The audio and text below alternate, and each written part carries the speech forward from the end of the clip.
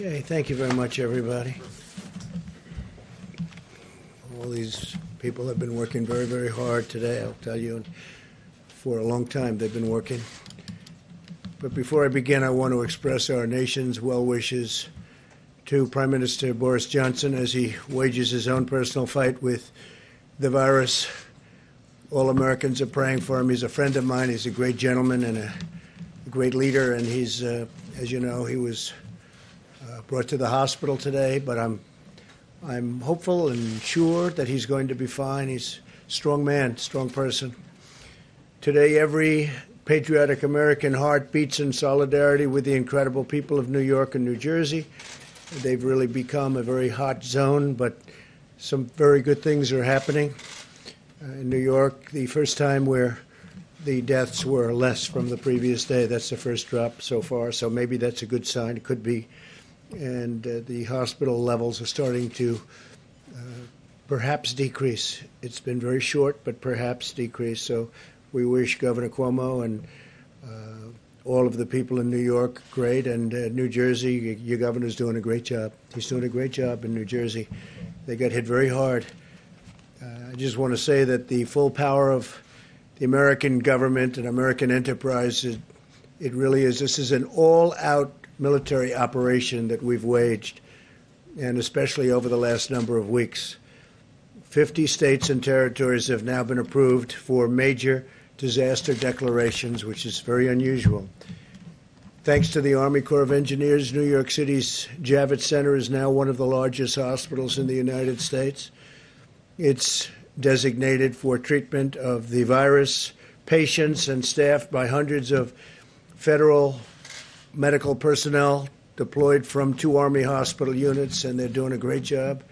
This was something that we didn't expect to do, but they needed help in New York, and we sent federal troops. Not only troops, we also sent a lot of very talented doctors, nurses, first responders. People are now running Javits. Also, as you know, the USNS Comfort, which is in New York, there's been a lot of publicity about that coming in, and all that was not supposed to be for the virus at all under any circumstances. But it looks like more and more we're going to be using it for that. So we'll see. That was supposed to be for people having other medical problems. But it's very interesting because virtually no cars on the road, no motorcycles on the road, no anything on the road. Things that would normally be taken care of, we don't see anymore. So we haven't seen that in a long time. It's perhaps a positive. But the ship is ready, and if it has to, if we need it for the virus, we will be using it for that. They'd prefer not, for obvious reasons, but if for any reason they need it, it's ready, willing and able. We have the best doctors, the best military leaders, and the best logistics professionals anywhere in the world, and we're orchestrating a massive federal response, unlike anything our country has ever seen or done. We've never done anything like this. And more we're using our medical people because of the fact that jurisdiction states, in particular New York, New Jersey, the Connecticut area, Long Island now has become a hot spot, part of New York. We're sending a lot of things, a lot of supplies, and now we're sending personnel where it's needed, military personnel. As of Tuesday, we'll have deployed over 3,000 military and public health professionals to New York, New Jersey, Connecticut, and other parts of our country. 3,000, and that number's going up. And we hope we're seeing a leveling off in the hottest spots of them all. So we'll see. You'll be seeing that over the next few days. Let's see what happens. But we're prepared. In the last 7 days, FEMA has airlifted critical supplies and protective equipment from every corner of Earth. They're coming from all over the planet, including from within the United States, where the equipment isn't as necessary. Since last Sunday, cargo planes have delivered almost, listen to this, 300 million gloves, almost 8 million masks, and 3 million gowns, and many more fully loaded cargo planes are right now on the way. 3 big ones landed today. And these supplies are being distributed directly to the hospitals and healthcare providers all across the nation, so that massive amount of material that we're getting in is being delivered all over the country. Tomorrow we'll deliver an additional 600,000 N95 masks to New York City to take care of the needs of the public hospital system. It was a request of Mayor de Blasio. We've been working great with Mayor de Blasio, getting him a lot of stuff. He's working very hard, I can tell you that. And we're working really very hard with New York City and with New York State. And at the request of Congressman Lee Zeldin out in Long Island, we will also be delivering another 200,000 N95 masks to Suffolk County, where they need it very badly. So we're getting that out on an emergency basis. Should be there tomorrow. We'll also be deploying millions of N95 masks to other locations that Admiral Polovchak will detail shortly. The Admiral will be up in just a couple of minutes. Over the last 24 hours, FEMA has delivered an additional 500 ventilators to New Jersey, 500. And again, the governor has been very thankful. We're working very hard with New Jersey, including building hospitals. We've also sent an additional 200 ventilators to Louisiana, definite hotspot, 300 to Michigan, working very well, I think, with the governor. Amazingly, 600 will be going or have gone to Illinois. And, I mean, there's a governor, I hear him complaining all the time. Pritzker, I hear him, he's always complaining, and yet I just said, give me a list of a couple of the things we've done in Illinois. And we're building a 2,500-bed hospital in McCormick Place. That's the big convention center in Chicago. And we're helping to staff it, and probably will end up staffing it because he's not able to do what you're supposed to be able to do as a governor. He has not performed well. And we're also sending 100 ventilators to Massachusetts. So we have 600 to Illinois, we have 100 to Massachusetts, we have 300 to Michigan, we have 200 to Louisiana, we have 500 ventilators, 500 going to New Jersey. And this is being done by FEMA, being delivered by FEMA. And it's some job. Just think of that when you think about 500 ventilators. A ventilator is a big deal. We're also establishing a federal medical station in the Washington, D.C. area to help Washington, D.C., and working very closely with the mayor and everybody in Washington, D.C. At the same time, Governor Inslee, we appreciate this, of Washington State has returned 400 ventilators, which can now be deployed elsewhere in our country. So the state of Washington's done very well. They won't be needing some of the ventilators that have been sent, about 400, that's a lot. And we appreciate that he's able to give them back. He feels confident that they are in good shape for the coming weeks until we can declare a final victory. In the days ahead, America will endure the peak of this terrible pandemic. Our warriors in this life and death battle are the incredible doctors and nurses and healthcare workers on the front line of the fight. We pledge to them our eternal gratitude and everlasting support. They make all of us very proud. Our country is very proud. We have people, they love our country. The world loves our country, most of it, probably all of it. They just don't say it.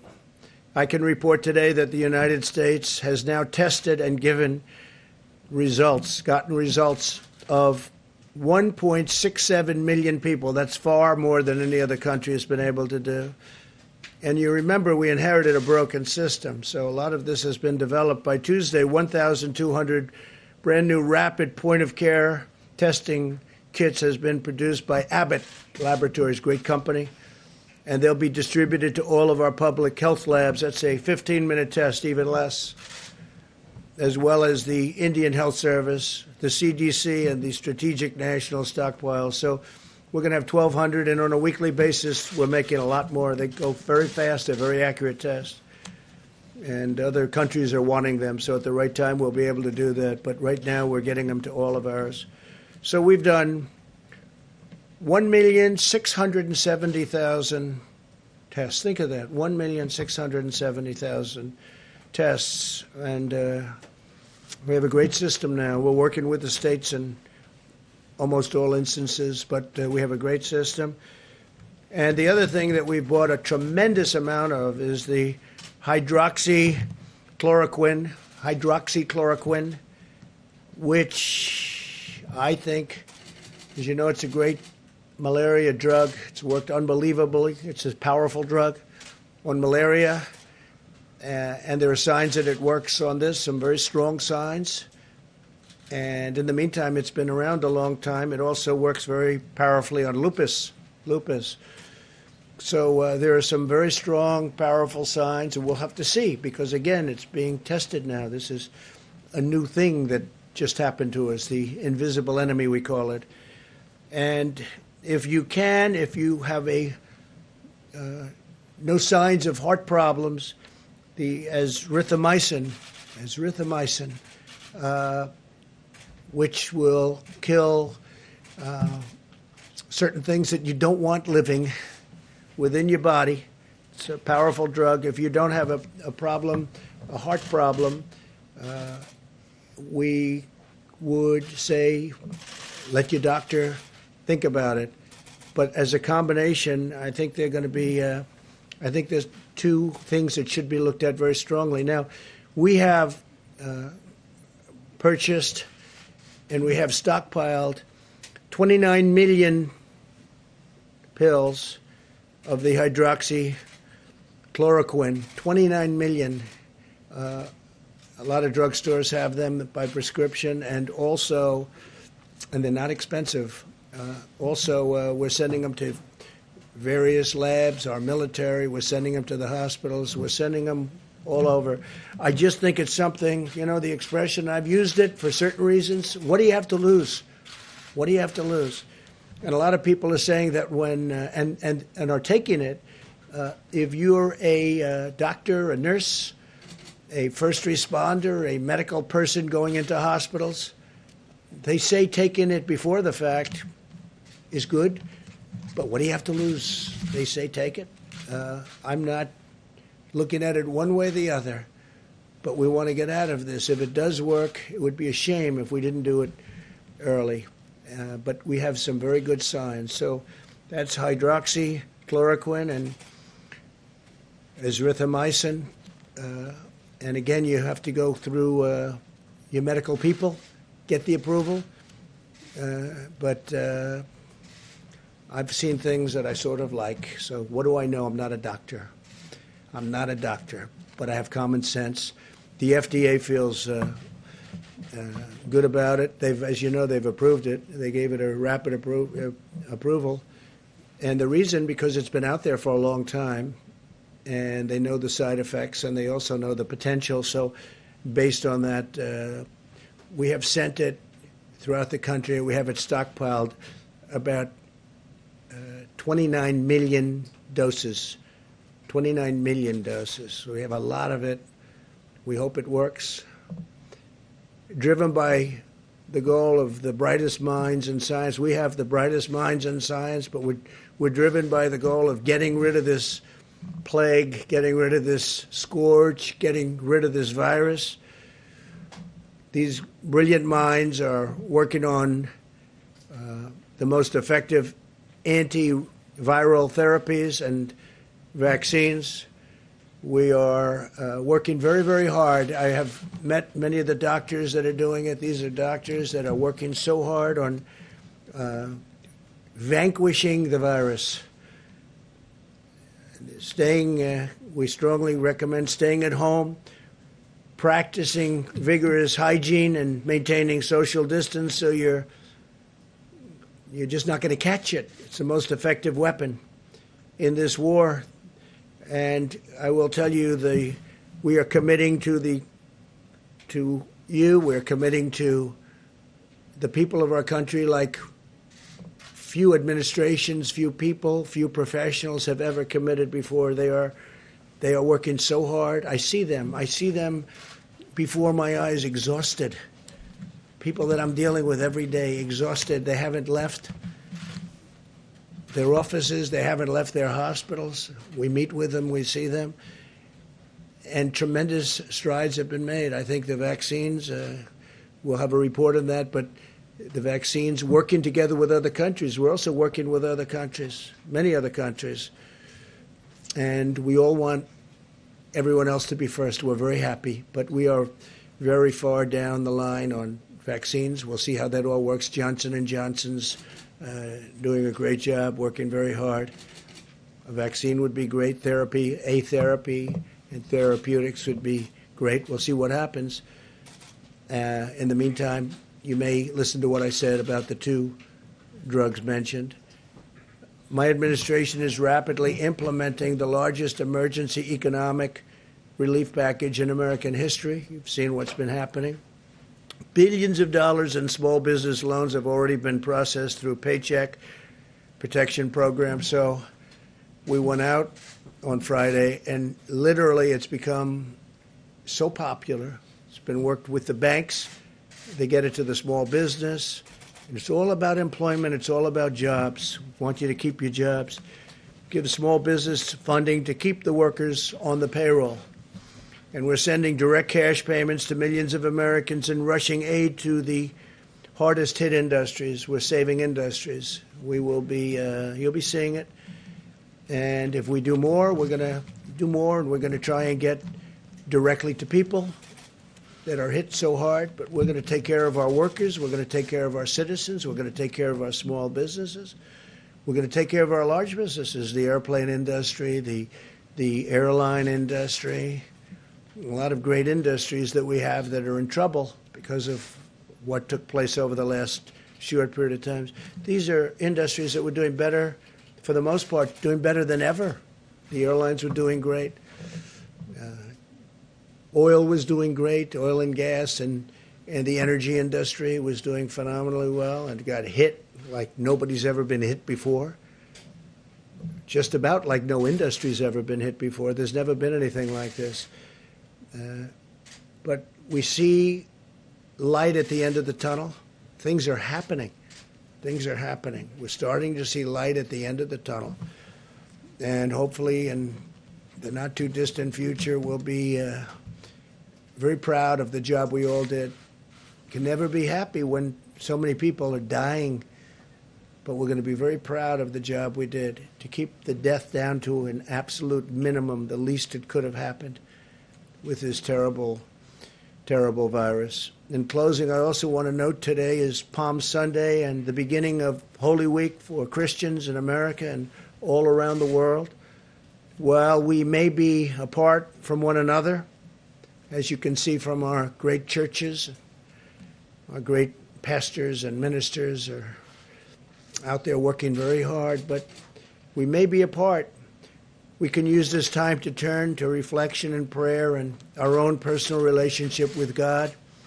I would ask that all Americans pray for the heroic doctors and nurses, for the truck drivers and grocery store workers, and for everyone fighting this battle. I had mentioned yesterday where I see the nurses rushing into hospitals, and they're putting on their outfits and they're putting on their masks and goggles in some cases. They're rushing into war. They're rushing into war. And I see people from apartment houses screaming and shouting and singing their praises. It's an incredible thing. They're warriors. These doctors and nurses, they're running into buildings and they're literally putting it on as the doors are opening. They're putting all their stuff in, running inside. And they're running inside to tremendous danger. Tremendous danger.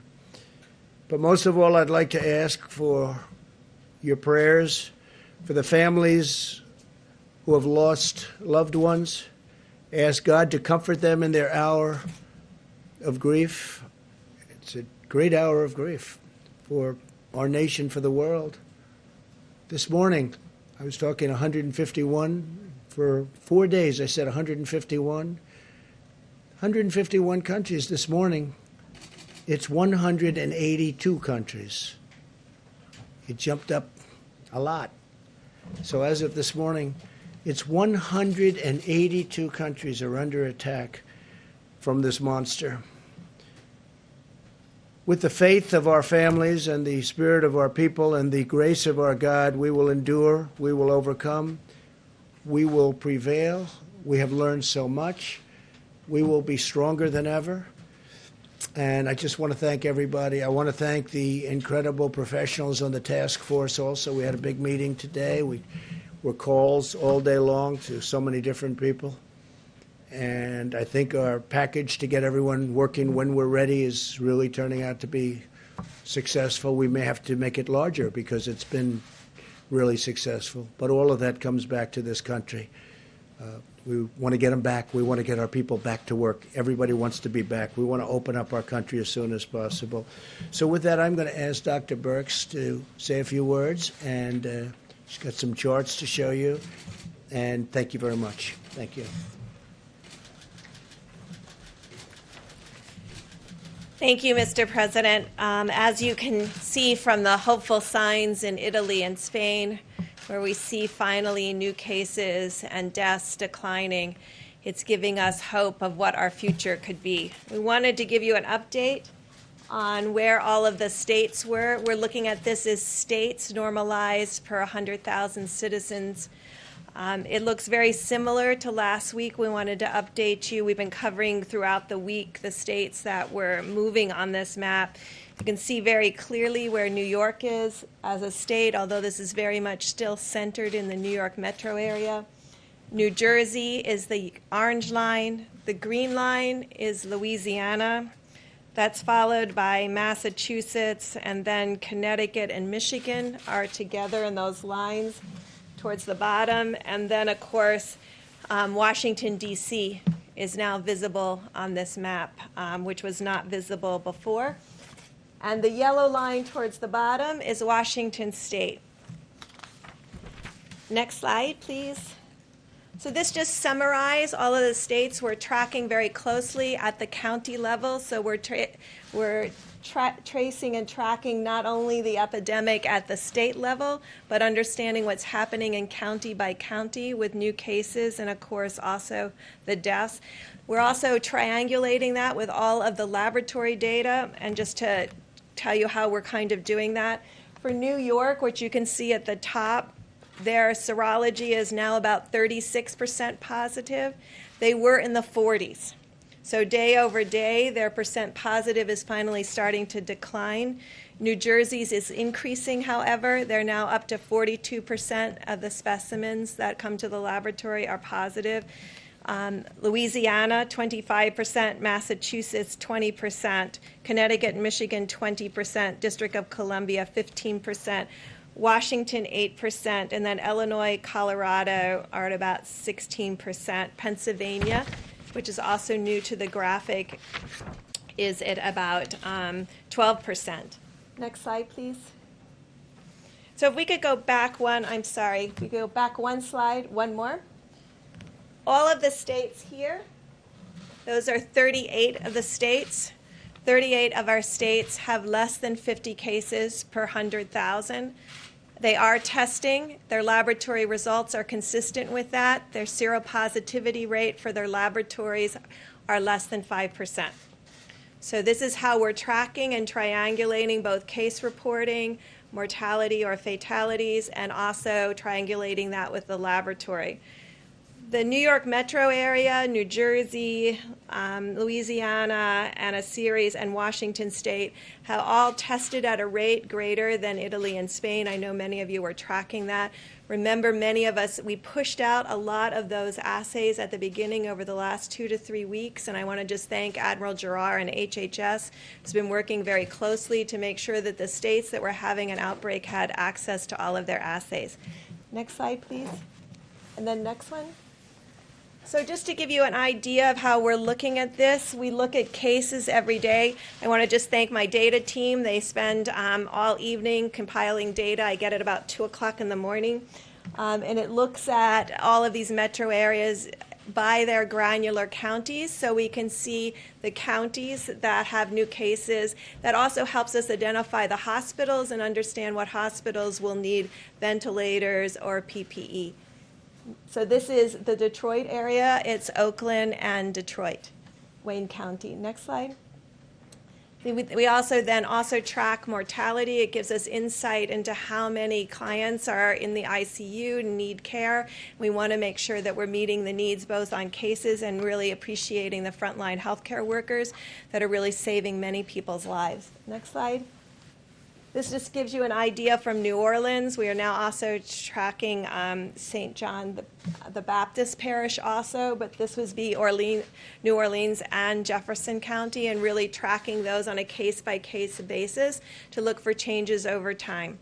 And next slide is their mortality. And you can see it's starting to stabilize. So this is how we've been tracking and tracing the epidemic as it moves through states and counties and communities. But as we started, we just wanted to note again, we do see hopeful signs in Spain and Italy.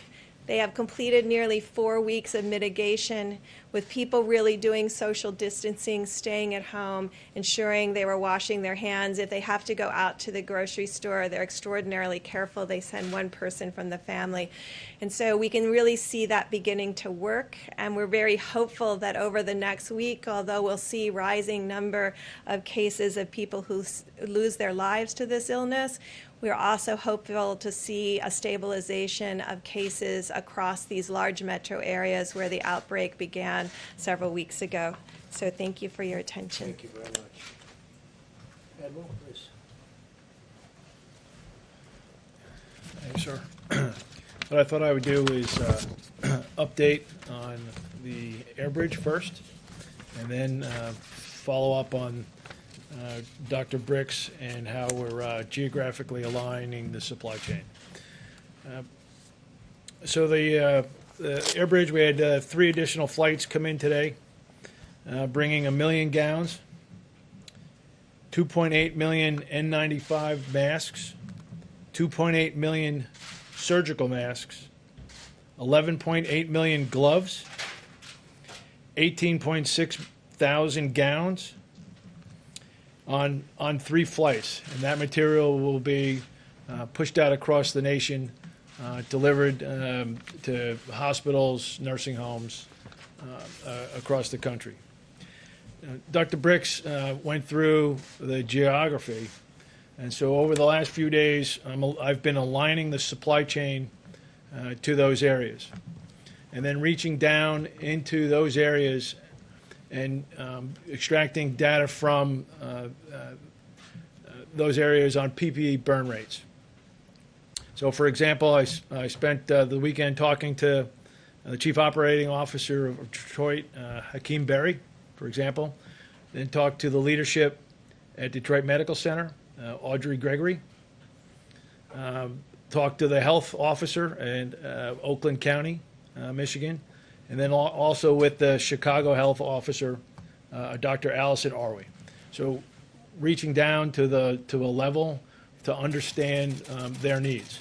So we're geographically aligning the supply chain. Right? So you can see Dr. Bricks went through these counties, and we're getting down to the county level. And then aligning it by priorities of point of care.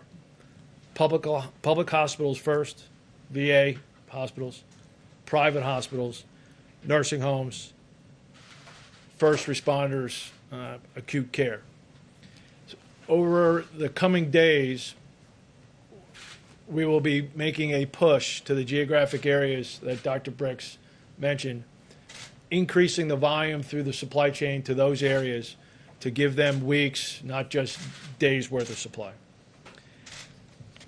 Primarily using our industry partners that we are directing, Cardinal, McKesson, Medline, Owen Minor, Henry Schein, Concordance Healthcare, directing them to put product to the hospital door, the nursing home door, the first responders, directly to them. We're also in the working to push out millions of doses of hydroxychloroquine. Right, we are working the distribution there to push the same thing to the same impacted areas, working it to get in the hospitals and to every pharmacy. And so my team is back there right now, working the arrangements to make that to the hospital front door and primarily to the local pharmacies, so doctor can write those prescriptions and you can get it prior to having to go to a hospital. Okay, great job. Thanks very much, Evan. Mike, please. Robert Bork, Mr. President. Thank you, Mr. President. I knew you didn't say it. Thank you, Mr. President, Mr. Vice President. My last appearance here, I mentioned that the President had given the Department of Veterans Affairs very specific instructions to be as aggressive as possible in response to the virus crisis, and not only to protect veterans, but also to help the American people. As many of you know, we have three primary missions at VA. One is to support veterans' health, the other is to provide veterans with benefits, and the third is memorial services. But we have a fourth mission, and that is to support the nation in times of national emergency, both in war and in peace. We provide a bridge from the federal government to the states and localities during these emergencies. As a result of that, I have ordered our veterans' hospitals to begin preparing more than 1,500 beds to make them available both at the ICU and the acute care level to the states and localities across the country. As a result of that, we have opened up approximately 100 beds in the metropolitan New York area, in Brooklyn and in Manhattan, and East Orange, New Jersey. We will be informing the governor of Louisiana, John Bel Edwards, tomorrow that we will give him access to our VA Medical Center in Shreveport, Louisiana, to come to the aid of the people of the Pelican State. I've also given instructions to initiate the fourth mission in Michigan. We will be providing the people of Michigan access to hospital beds in both Ann Arbor and in Detroit. We've also provided a pharmaceutical trailer to be used by the governor of Michigan at Cobo Hall to support the citizens of Michigan who will be coming into that facility for medical care. We have also informed the Commonwealth of Massachusetts that we will be helping them in their efforts to protect their most vulnerable citizens in 2 of their nursing homes. So, in accord with the President's instructions, the 400,000 men and women of the Department of Veterans Affairs are in this fight. We are in the fight not only for the 9.5 million veterans who are part of our service, but we are in the fight for the people of the United States. Thank you. Thank you. Thank you. Thank you, Mr. President. And you all have just heard from several members of the President's White House Coronavirus Task Force, and we are truly blessed to have the kind of leadership that we have. Whether it be Admiral Polovchek, who is organizing the distribution of tens of millions of supplies, whether it be Dr. Birx and Dr. Fauci, or analyzing the data literally hour by hour, or whether it be that whole of government approach that you stood up, Mr. President, calling on every agency of government, including the VA, HHS, and every agency. I hope the American people know, at this President's direction, we are sparing no expense. We are doing whatever it takes. We're marshaling the full resources of the federal government to respond to the challenges facing communities impacted today by the coronavirus, and making sure every community in America has the support. We've also, as the President said so many times, we've forged a seamless partnership with states around the country. As the President just reflected, by this Tuesday, with another 840 military medical personnel arriving in New York City, there will be some 3,000 Department of Defense and HHS personnel on the ground to supplement and to provide relief to healthcare workers, really at the epicenter of the coronavirus in the New York City area. And you just heard the VA is opening up bed space. In New Jersey, I spoke at the President's urging today with Governor Murphy. 500 ventilators announced today, being built on the supplies that we have already provided. We were able to coordinate with him to extend all federal coordination on testing in New Jersey through May the 30th, if the need is there, and also opening up VA beds. I spoke with Governor John Bel Edwards in Louisiana, and was encouraged to hear from him that, as you heard Dr. Birx say, that new cases were down slightly. In fact, we're seeing a trend of some leveling among all of the governors I spoke to today. And I know what the Secretary of the VA just announced about opening up VA facilities has been a priority for Governor Edwards, but I assured him we're going to continue to send resources and supplies and personnel to support their health care. In Michigan today, I spoke to both Governor Gretchen Whitmer and Mayor Mike Duggan of the city of Detroit.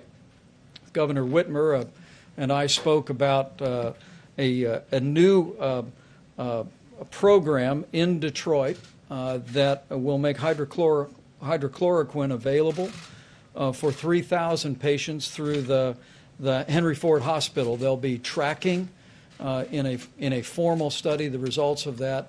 But at the President's urging, I assured her that we're more than prepared to make hydrochloroquine broadly available to pharmacies and doctors' offices across the Detroit area as they deem appropriate.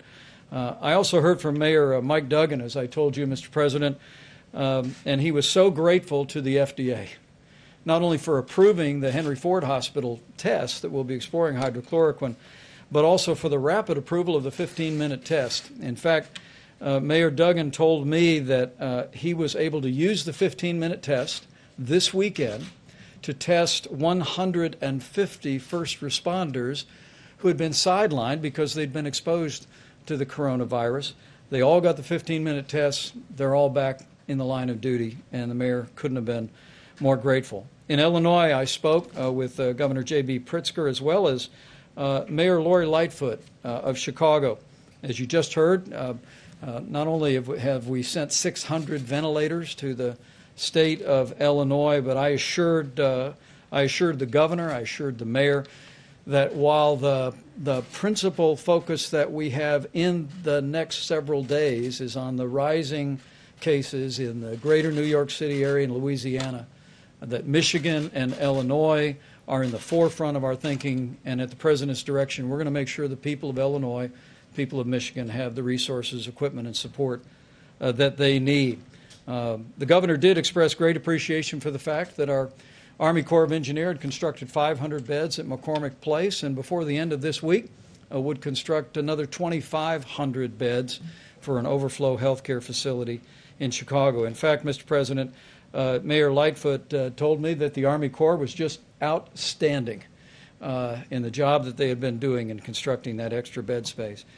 As I close, let me just express, as the President did, our profound appreciation for Governor Kate Brown and Governor Jay Inslee. The state of Oregon and the state of Washington are leading by example. Oregon sent 140 ventilators to New York City. They looked at their circumstances and concluded that they could spare those at the point of the need.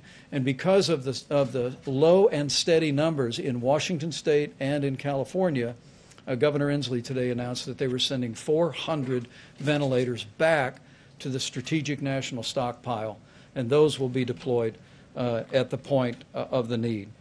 You know, not only are California and Washington State low and steady, but frankly, as I talk to governors and mayors today, I want to say to the American people that we are beginning to see the glimmers of progress.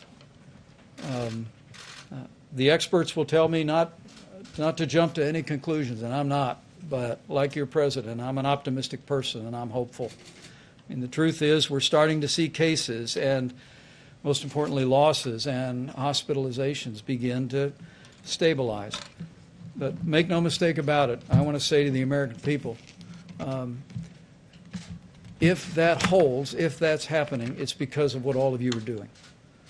It's because the American people are putting into practice the coronavirus guidelines for America. You're listening to your state and local officials. You're practicing social distancing. You're using drive-thrus instead of going into restaurants. And so on behalf of your president and all of us, working really at every level, I just want to say thank you, America. Thank you for responding. Thank you for putting other people's lives in the forefront of your thinking, putting it again over and above your own inconvenience and difficulty.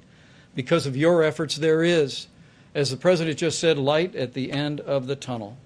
And I'm absolutely convinced with the continued cooperation, patience, persistence, and prayers of the American people, we'll get through this, and we'll get through this a lot sooner than we first thought it would take.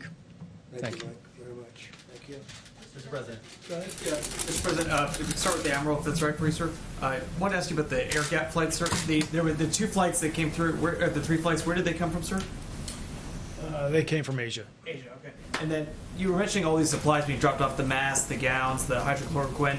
How are you guys making sure that there's not a run on these products? You know, you drop them off at Hospital A, and then people just don't rush and go grab every mask, gown. And then a question for you, sir, after that. And so it's going to the loading dock, and there's an invoice. And so those people that are responsible for that loading dock and that invoice, they're going to make sure that there's not going to be a You're run not on worried the about back. a run on any of these. Okay. Thank you, sir. I appreciate that. Mr. President, first, did you have a We chance? do get orders for a lot more than sometimes we think an area needs. Generally speaking, we like to either negotiate that down or give it to them as they want. So we've had a lot of orders that we think are high, but we generally like, if we have, for instance, with the medicines and with other things, we like to give it to them. Every day we're building up and building it up very rapidly and deploying it. But we do get orders from some of the states where we don't think they need it. We try and get it for them what they want anyway. Okay, go ahead. And then, you mentioned the Prime Minister off the top. Have you had a chance Yes. to speak to him today, sir? I didn't speak to him, no. I did get a call from the ambassador. And, hey, it's a big move going to the hospital. That's a big thing. He's a great gentleman, so I just hope he's okay. And then also, you mentioned the nurses, the doctors, the people that Yes. you see celebrating. Sorry, the people that are gearing up and getting ready, the people that are applauding and celebrating him. Has there been any talk on any level whatsoever of some sort of either compensation fund or protection for nurses, doctors? Because there's been a lot of fear. There's been some people that said, I can't risk my family's livelihood. I can't go back to the ER. Has there been any Well, discussion? we're talking about it, and we're talking about doing something for them, but we're really looking at the conclusion. We don't want to focus on that now. They're incredible. They're not saying we're not doing it. They go in with good equipment, with great equipment, and with stuff that's not so good. And sometimes they catch it wearing the best stuff you can buy, brand new, the best stuff. This is a very tough enemy. But these are amazing people. No, we are talking about something, but we're really thinking about, let's get it finished first before we do that, please. The Surgeon General this morning was talking about the coming week being among the hardest and saddest weeks of our lives. He was talking about this being our Pearl Harbor, our 9/11 moment. You all are talking about glimmers of hope and stabilization. How are the American people supposed to bridge those different descriptions that they're getting from this administration? I don't think they're so different. I think we all know that we have to reach a certain point, and that point is going to be a horrific point in terms of death, but it's also a point at which things are going to start changing. We're getting very close to that level right now, and the next week and a half, 2 weeks are going to be, I think they're going to be very difficult. At the same time, we understand what they represent and what that time represents, and hopefully we can get this over with, because this is a very horrible thing for the world. And look, we're one country out of 182 now that have 182 countries.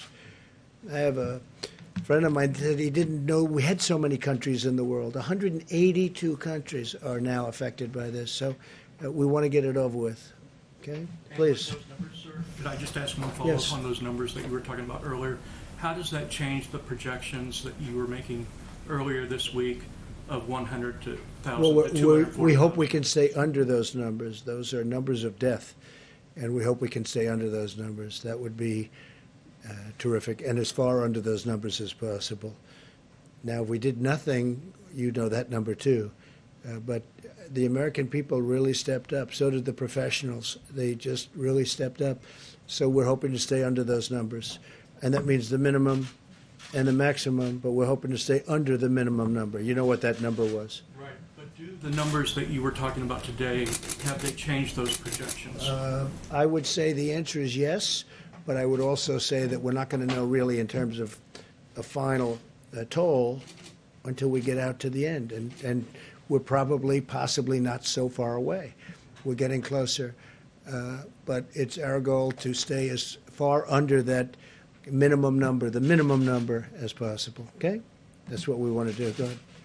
Mr. President, as President of the United States, your words carry enormous weight in this country and around the world. And while you acknowledge you're not a physician, you do promote these medicines extensively here. How do you not go so far as to be giving medical advice And you said yesterday you might take some of these medicines even though you don't have symptoms.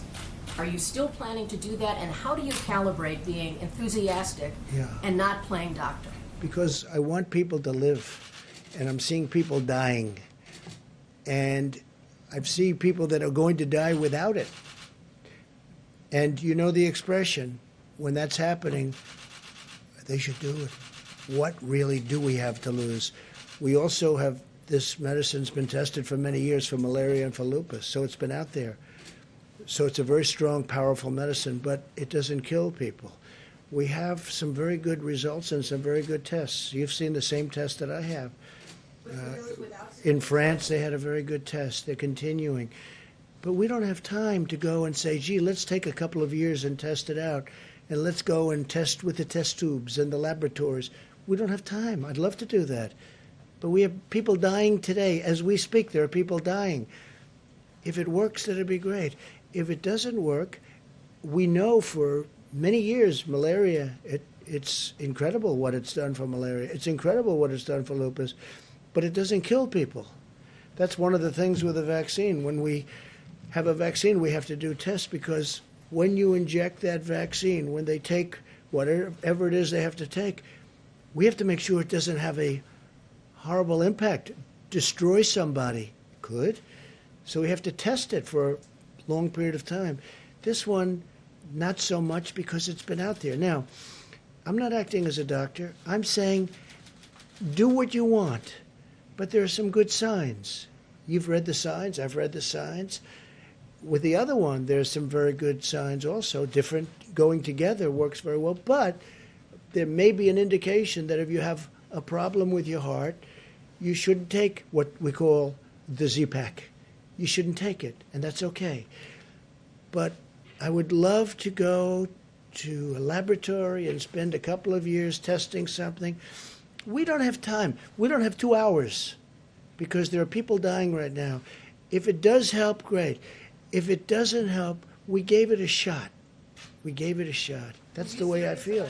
You know, we passed something. Yeah, I would be very serious about taking it. We passed something that I'm very proud of. It's called Right to Try. For 45, 50 years they've been trying. It makes so much sense. We have the greatest doctors and labs and lab technicians, greatest medicines, the greatest minds in the world. Everybody admits it. And when we're close to having something, or when we have something that tests incredibly well, you couldn't use it for years, because they would take years and years to test. So with the help of also Democrats, I got it bipartisan, but they've been trying to get this passed for decades. You know that. It's called Right to Try. So a person would be diagnosed terminally ill from something. And in the old days, meaning before a year ago, they would say, do you think I could try this pill, this whatever, this medicine that's testing so well? No, you can't do that. You can't do that under no circumstances. They'd leave for Asia. They'd leave for Europe. They'd leave for, if they had money. If they had no money, they'd go home and die with no hope. We got a thing called Right to Try. If somebody's very ill, terminally ill, they're going to die. And it was very complex. It wasn't as easy as it sounds, because there were huge liability problems. The drug companies didn't want to do it because they didn't want it on test results, because these are very sick people, so they didn't want to bring down their test results. The insurance companies had tremendous problems. I got everybody in the room. I said, look, we'll sign a waiver. The person taking it will say, we're not going to sue. The family's not going to sue the drug company, not going to sue the insurance company, not going to sue the state, the city, or the federal government. Okay? It's called exculpation. And we got it done. It's a very simple agreement. I don't know why nobody ever thought of it, but they never thought of it. I did. And we got it done. Now we have Right to Try, which is actually, in my opinion, much more difficult than what we're talking about here. But if there's a medicine or something, a possible cure or something that's looking good, and somebody has something they're going to die or they're very sick, they take it. And you know, we've had some unbelievable results Unbelievable results. And it also gives the people hope. Yes, please. Mr. President, but the doctors who are treating coronavirus patients, they have the medical expertise to determine whether or not they should prescribe hydroxychloroquine. And many of them And do. there are already clinical trials in place Sure. looking at hydroxychloroquine. Sure. So They should be why finished in not- about a year. Why not just let the science speak for itself? Why are you promoting this drug? I'm not. I'm just You saying, come very out here- simply, I'm not at all. I'm not. Look, you know what I'm trying to do? I'm Well, trying you to save come out here lives. every day, right, sir, talking about the benefits of I want them to hydroxychloroquine. try it, and it may work and it may not work. But if it doesn't work, it's nothing lost by doing it, nothing. Because we know long term what I want to save lives. And I don't want it to be in a lab for the next year and a half as people are dying all over the It's already place. out there. Doctors are already able to prescribe it off That's label, right. All I'm doing So what is do you saying, accomplish? Well, I'll tell you what I accomplished. We bought massive amounts of it, 29 million doses of it. We have it coming from all of the labs. We're actually now doing it here because in case it does work, we want to have it. And we've given it to drugstores. We're sending it all over. FEMA's doing it. We're doing it through different channels, many different channels, including the companies that make it. It's a very special thing. Now, it may not work, in which case, hey, it didn't work. And it may work, in which case it's going to save a lot of lives. Now, a lot of people say if the people walking in prior to getting it, if they take it, it has a profound effect. Well, maybe it does, and maybe it doesn't. I don't want to wait a year and a half to find out. And only CNN would ask that question. Fake news. Go ahead. Sir, I had one for Bunch you of on oil, but fakers. first I was hoping to ask Dr. Burks a question. The President just said that, based on the most recent data, that you've seen some change in the projection. I'm wondering if you could, you obviously have a week's more worth of data since the sort of 100,000 to 240,000 potential death figures that you gave us last week.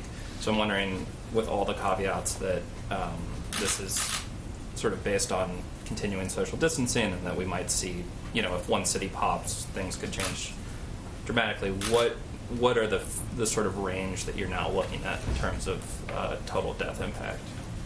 I think the most important thing right now is when we were talking about why we are hopeful. Well, hopeful because last time I was here, I wasn't able to really tell you that Italy and Spain were coming across their apex and coming down the other side. And I think, to me, that's extraordinarily hopeful. They just completed 4 weeks of really strong mitigation. And I think that's our word to the American people, is we can look like that.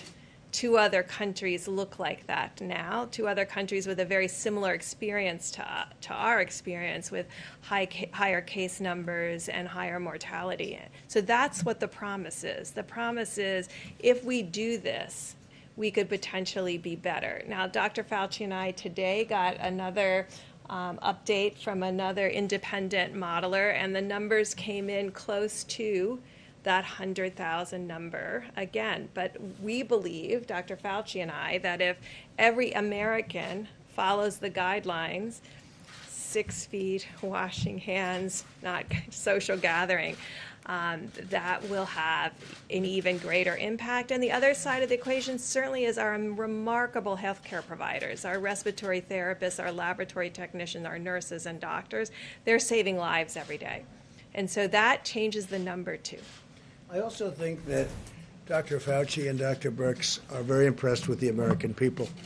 And I'm not going to put words in anybody's mouth. I would never do that. But I am, and I will say that they are doing maybe a better job than we all thought even possible. When you look at streets in New York where there's nobody in the street, no cars, no nothing, I see it. I've seen those streets for a long time, and they're packed all the time. And now you see there's nobody. You look at other places, you look at what's going on in California, where they're doing a fantastic job. They really are. The governor's doing great. I'm proud of them. Proud of a lot of people. Proud of a lot of people on the other side, a lot of people. I'm really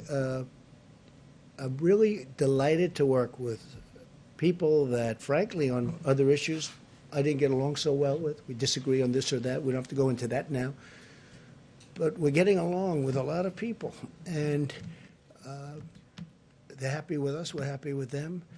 But I really believe that the American people are doing a better job than anybody would have thought even possible. And that's one of the reasons we can even be talking about the kind of number that we hopefully will be talking about, which is at the minimum level instead of the maximum or beyond. It's not even the maximum. It's much beyond the maximum level, which would be horrific. Yeah, please. Go ahead. Mr. President, Please. Secretary Esper mentioned the Department of Defense might be moving in the direction of using face coverings. Former Vice President Biden had mentioned that he was going to be using a mask whenever he goes out now. Are we getting to a point where we might see members of the coronavirus task force also wear face coverings? Well, it was voluntary as I saw it yesterday. And certainly if they'd want to, I would encourage it. I would have absolutely no problem with that if they wanted. We had a long meeting today. There's good separation. But the task force meets, and I would certainly have absolutely no problem if they wanted to. I think, frankly, it's something, at least for a period of time, where it might be advisable. And, you know, it's advisory, and we'll see what happens. Yes, please. Thank you, Mr. President. On Project Airbridge, we've seen reports that Chinese shipments of testing kits and PPE have turned out to be faulty to some capacity. We obviously don't have oversight. Not here. No, not here. No, but to Spain in particular. Well, you've seen in Spain, and you've seen it different. They're not sending faulty things to us. So we're not concerned that any of the No, PPE we test we're it, we importing look is at it, effective. we check it out. Please. So, one of the things we're doing to prevent that is using those 6 companies that are the ones in the major supply chain. We are actually going to facilities, looking at product, inspecting it, and clearing it before it comes here. So we've heard those things. That's why we're doing that. Okay, thank you. A follow-up for the doctors, if And we're possible. also sending it to from other locations. Right. And when it comes to the ventilators, which are very complex, we have now under construction literally thousands of ventilators. But so far, I think our projections on ventilators have been right. They've been correct. Did you have something for who? Well, for yourself and for Dr. Birx and Dr. Fauci, if they want to take a crack at it. Some of the models that you guys are using, the IHME model in particular, has been very accurate when it comes to projecting deaths over the last couple of days. But there's a couple of other metrics that they seem to be pretty far off on, specifically hospital beds. Are you guys, happy with the models you're currently using? Is there any need to adjust those? Well, it's turning out that we need less hospital beds. Right. That's what you're talking But about. And that's what we may have models, but we've been sort of saying that. In New York, we were saying we think you're going to need less. Now, let's hope that continues. But right now, I heard Governor Cuomo this morning, and he was saying less hospital beds, also less death. That was a very big thing. First time, less death today than yesterday, right? That's a big thing. But also less hospital beds. That means less patients, because basically it's less patients. And we were saying that. And it also means less ventilators. So there's a lot of not a very positive things happening. Okay, please. Thank you, sir. With Prime Minister Johnson hospitalized, Yes. I noticed a few minutes ago you were standing right next to Vice President Pence. Are you considering staying away from each other just to make sure that we have continuity of government and the executive branch? We have this tiny platform, and I'd love it to be wider. You're staying away from each other. Mike, you were tested? Yes, sir. Okay, like recently, so was I a couple of days ago. You keep interacting with We are, groups of we people. are, we are, here we are on this platform. And, but I get next to him, I don't breathe. I'm only kidding. We are sometimes forced into positions that I'd rather be away, but it's you're all looking for questions. Mike's a very big part of this. I am. It's very difficult maintaining like this distance on this little area. I just wanted to ask really quickly, under what circumstances you would consider leveling tariffs on imports of oil to the United States? Well, if the oil price stays the way it is because of people that really want to see it go up. When I say we want to save a great industry. We built a great industry in this country. If they don't get along, I would do that. Yeah, I would do tariffs, very substantial tariffs. because we're independent now. We have our own oil. And if I did the tariffs, we essentially would be saying we don't want foreign oil. We don't want any foreign oil. We're just going to use our oil. And that would help to save an industry. And, you know, it's become a tremendous job producer. And it's great to be independent. We're independent. Our energy is now independent. We produce more oil and gas than anybody else, than any other country. And that all took place over the very recent time. Now, in the meantime, I'm seeing $91 cents a gallon out on the road. Okay, a lot of people are happy. I see very inexpensive jet fuel. We're trying to save the airline industry, but I want to save our great energy industry, and that's what we're doing. Yeah, so I would absolutely do that. And what we'll do, the price will still be very low, but what we'll do is we'll save, and very importantly, we'll save tens of thousands of jobs. One of the other things we're doing is having oil shipped to our strategic oil reserves, okay? And, you know, we're buying it for the right price, and we're shipping it. In some cases, we're storing it for nothing. They're there. We're filling up our reserves with this very inexpensive oil. Nobody thought they'd ever see a price. This is like from the 1950s, where they had big dollars, okay? So, no, I would use tariffs if I had to. I don't think I'm going to have to, because Russia doesn't benefit by having this, and Saudi Arabia doesn't benefit by having. They, you know, oil and gas are their major sources of income. So it's obviously very bad for them. But we have an industry that's a very important industry, and it's really formed beautifully. It was the virus that killed it, because what happened is it's down 40% from the day this happened, 40%. Otherwise, it would be doing phenomenally well. So that's it, yeah. Mr. President, can we get an idea of timeline for those people that are waiting for the stimulus checks, how many more days they may have to wait? And then Speaker Pelosi today, or I think last night, said in the next bill that they would like to see additional stimulus checks made. Have you guys thrown around an amount of how much money? No, but I like the concept of it. I think it's good. We're talking about a different way of doing it, but I like the concept. I like the concept of infrastructure. Our country has to be rebuilt. They spend all this money in the Middle East, $8 trillion. We're up to now $8 trillion in the Middle East. We got to rebuild our country, okay? We have to rebuild our roads and our schools, our bridges. We have to rebuild our country. So I like an infrastructure bill. I also like money going directly to people. It's not their fault that this happened. And I do think this, especially the faster we can get it open, our country. Can you believe we're talking about our country, getting our country open? The faster we get it open, the bigger the boom, the bigger the rocket ship going up. I think it has a chance to go really quickly, relatively quickly. I'd like to see very quickly, but we'll see. But part of the stimulus and part of what we're doing, that will help it. And the nice part is we're paying practically zero interest rates. You know, we're paying very little. It's one of the reasons I like the infrastructure bill, because we're borrowing, we have a strong dollar.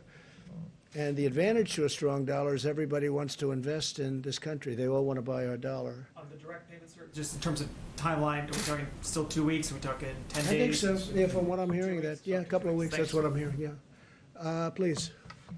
Sir, I wanted to follow up on the hydroxy question. Thanks for the numbers. Has there been any tension with the medical staff on that? Are they in agreement with Yeah, we discussed it with the staff. We discussed it with FDA. Well, FDA approved it, so, you know, which is another point. I mean, it's been approved by FDA, which is very important. If it wasn't approved by FDA, then I couldn't do this. But FDA has approved it, the hydroxy. And also, if this turns out not to work, are hospitals and doctors going to be exculpatory from the federal government under the right to try? No, we'll see if it works. No, it's not going to hurt people. It can help them, but it's not going to hurt them. That's the beauty of it. You see, it can help them, but it's not going to hurt them. What do you have to lose? Okay, question in the back, please. Yeah, you know, obviously we know anyone can spread the disease, right, unwittingly. Right. So why even have a few businesses open? Why not just shut everything down? There are grocery stores that are open, fast food places. Why even take a little chance? Just shut it all down for temporarily. We'll answer that question later. All I can say is that right now things are looking really good, and opening up with a bang will be a great thing, and there's nobody going to be happier than me. Please, go ahead.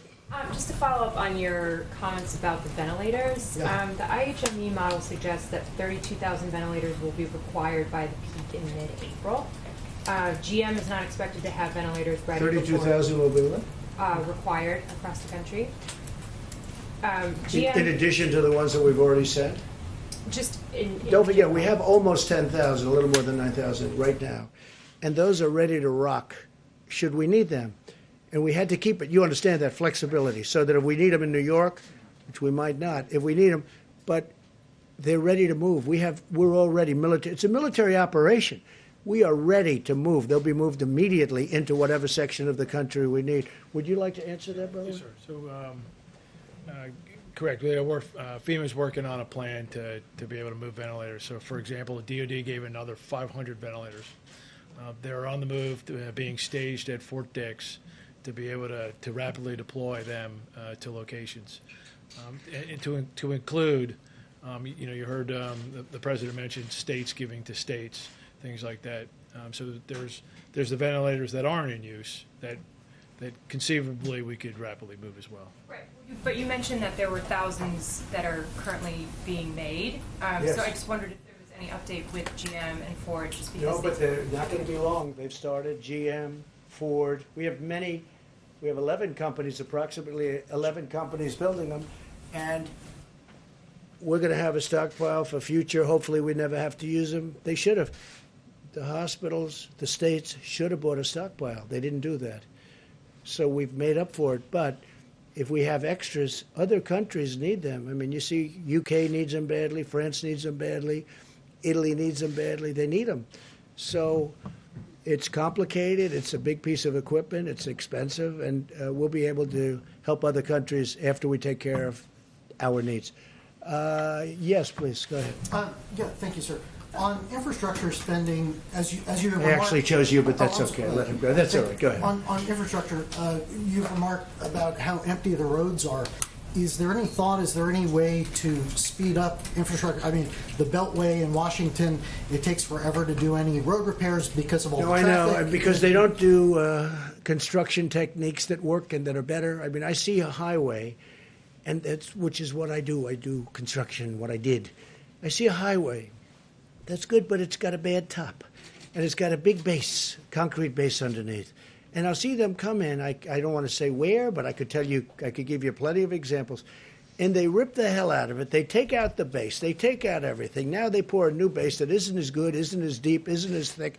The concrete base was fantastic. The footing, it takes forever. Wait a minute. It takes forever. And instead of scraping out the asphalt or whatever may be the top, scraping it off and putting the new asphalt down, putting the new median in, they could have done it.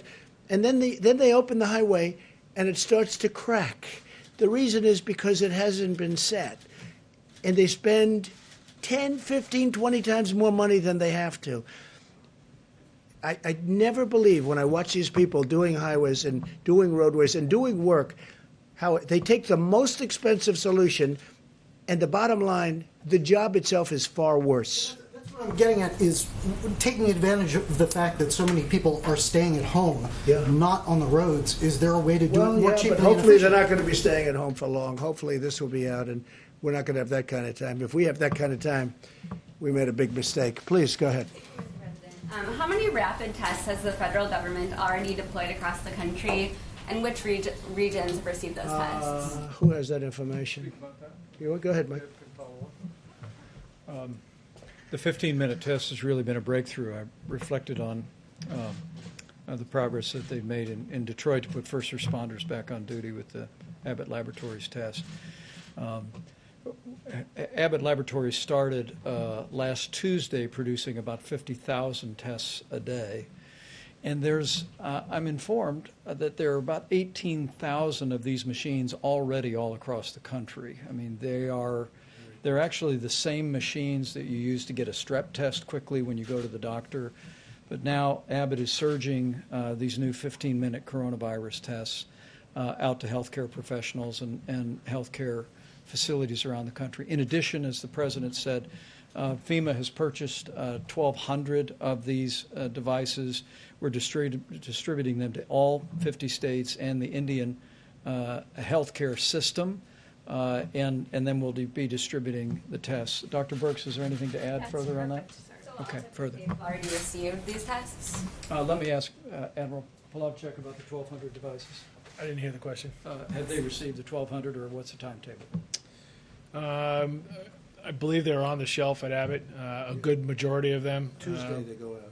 Right, yes, sir. So I don't have the exact numbers. I think there is some manufacturing in there, but They go out large Tuesday. balance of them are on the shelf. Some have gone out, by the way, but the big bulk of them go out on Tuesday. Yeah, please.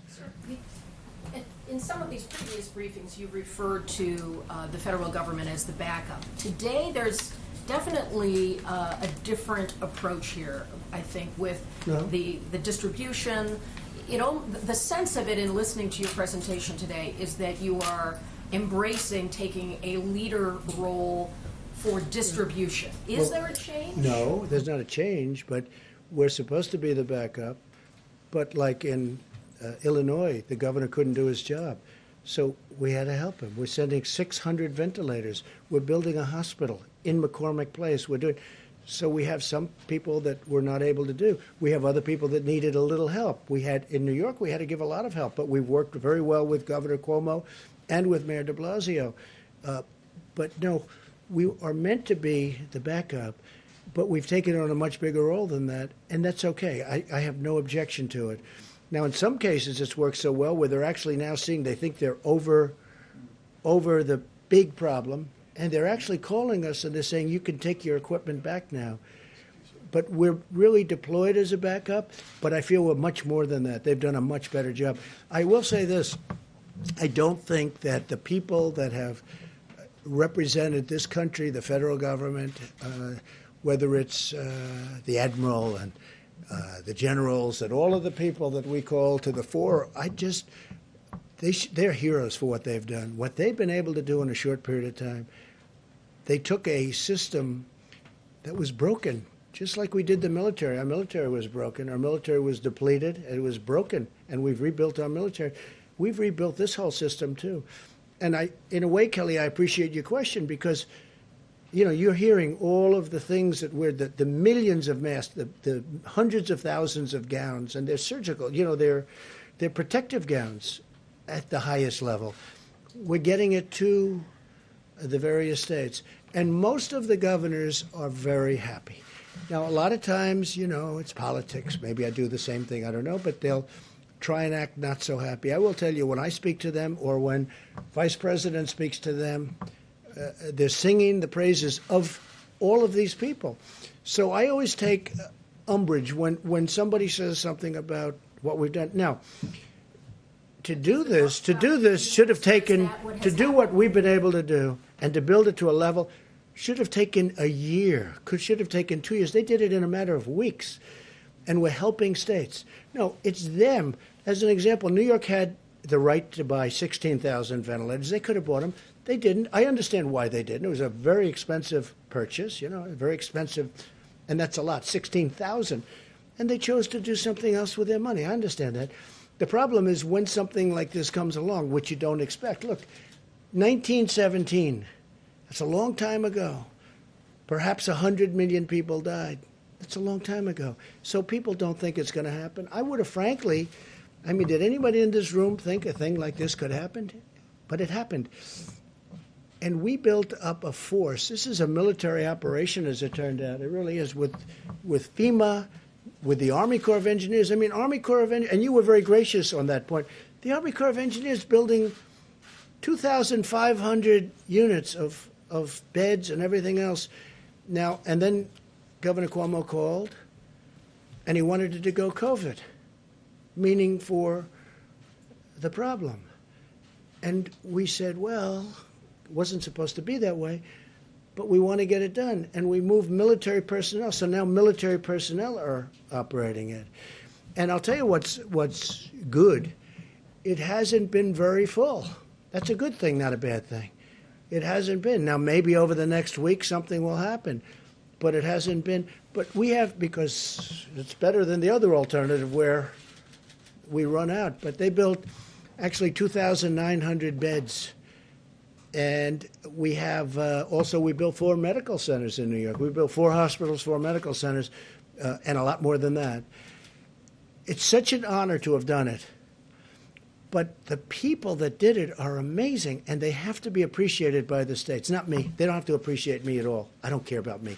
They have to appreciate the generals, the admirals, the doctors, the nurses. I mean, we're bringing now 3,000 people in that are medical professionals that are coming from all over the country to help New York City, help New York State, and help many other places.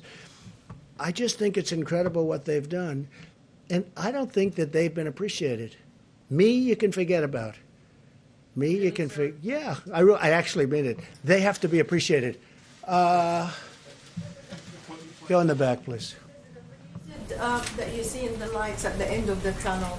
And yesterday you said... I do. I see light at the end of the tunnel. If I didn't, I would not be very thrilled with what we've done. No, I see light at the end of the tunnel. I think indications are some of the numbers coming out today.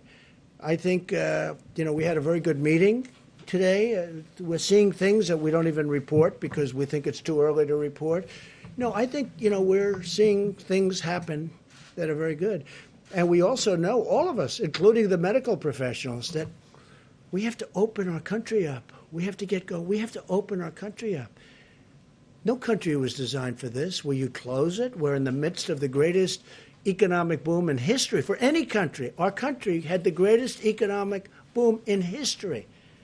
We had the most people working that we've ever had, almost 160 million people. And then from 160 million, they want nobody to leave their house.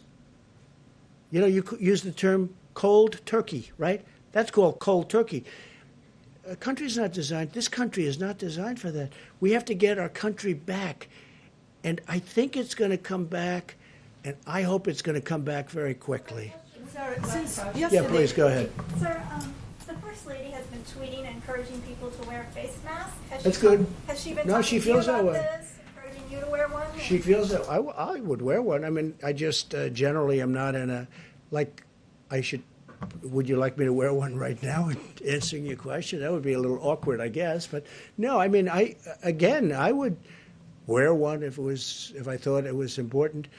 She thinks, she likes the idea of wearing it. Yeah, she does. A lot of people do. Again, it's a recommendation, and I understand that recommendation, and I'm okay with it. What about your family in New York? Are they going to be wearing them? Are you encouraging them to wear them? Wouldn't be surprised. Can we hear from Dr. Fauci, Mr. President? Sure. What would you like to know? If we're going into this most difficult of times, how can the American people sort of emotionally prepare for that? And while the president is talking and is eager to see the country reopen, how do we balance the mitigating factors that still need to take place before we get to that Doctor. point? And by the way, he'd like to see the company open too. I mean, he's called an American who loves our country. Okay, so part of the answer to your question, I think, relates to two other questions I heard, and I think it came from the back about how can you, on the one hand, have said yesterday that this is really going to be a bad week at the same time that we're talking about the light at the end of the tunnel. It seems to be inherently contradictory, but it really isn't. And it has to do with what we explained before about the lag in when you look at the indications that Dr. Birx and the president was talking about, where you see a flattening out of cases, and you don't see the realization of what that means until 2 weeks later. So right now we're seeing, as we all said correctly, that this is probably going to be a really bad week.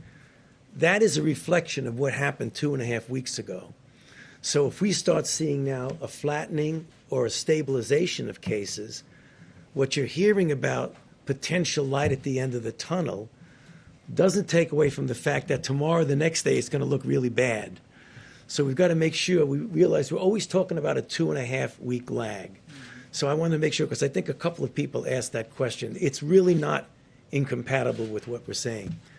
Now, with regard to what do we tell the American people, Kelly, what we've been telling them all along, that the only tool but the best tool we have is mitigation.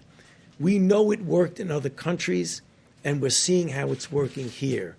So if we really want to make sure that we don't have these kinds of rebounds that we're worried about, it's mitigation, mitigation, mitigation. That's the answer. When new cities and new states come on the chart, Yeah. what's the message for people in those places that have not been the focus? It's the same thing. It's mitigation, mitigation, mitigation. In fact, the famous vice president chart is that this is the minimal of what we should be doing. You know, everyone should be doing that. And everything on here, one way or the other, points to physical separation. Whether it's no crowds, whether it's 6 feet, whether it's staying away from theaters and restaurants or what have you. And churches Exactly. Doctor, are you worried at all about people becoming complacent, though? Are you worried? I mean, because a couple of days of this, I think people are about ready to go nuts staying in their house. And I'm just curious, are you worried at all that after 7 days from now, people are going to say, "Look, I gave it my best shot, but I got to get out"? I mean, I wouldn't say I'm worried about it because I don't think it's going to happen. I mean, from what I've seen, and I mentioned it the other day, my own experience, is that people really understand the responsibility that they have for themselves, for their family, and for the country. So this is about all of us. This isn't just about us. Because if everybody does their part, you are going to not have those kind of rebounds that we're worried about. Dr. Fauci, how many additional asymptomatic cases do you think there are currently in the United States? There's 330,000 more confirmed cases. How many asymptomatic, given what we've learned? We don't know, and even among us, good friends that we are, we differ about that. I mean, it's somewhere between 25 and 50%.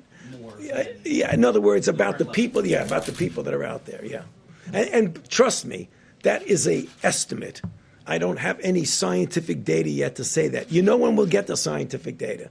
When we get those antibody tests out there and we really know what the penetrance is. Then we can answer the questions in a scientifically sound way. Right now, we're just guessing. And we've made great progress with the antibody testing. Fantastic progress. And would you also weigh in on this issue of hydroxychloroquine? What do you think what is the medical evidence? That question? Yeah. Well, Maybe 15 times. You don't have to ask. He's your medical expert, correct? He's answered that question 15 times. Dr. Fauci, why are you not wearing a face mask? What do you mean? Why am I not wearing a face mask now? Okay, there are a couple of reasons. One of them is that in fact, the major reason to wear a face mask is to protect you from infecting you. I had my test yesterday and it's negative. Good. Okay. That's a very good answer. All right, I think that really could be it. That was I love that answer, especially on the face mask. I thought it was very good. Go ahead. Sir, on the equipment issue, records show that federal agencies did not begin. Oh, stop it. Who are you with? By the way, who are you with? Who are you with? The Associated Press. Agencies didn't begin bulk purchases of respirators and Are you ready? masks Are you until ready? mid-March. Let me just answer your question because I know exactly. Same question you ask all the time. Ready? They have done an It's unbelievable the first time I've job asked in this. delivering for the Associated Press, which is, not so great. Not like it used to be. The people that you're looking at, FEMA, the military, what they've done is a miracle. What they've done is a miracle in getting all of this stuff. What they've done for states is incredible. And you should be thanking them for what they've done, not always asking wise guy questions. Thank you very much, everybody. Thank you.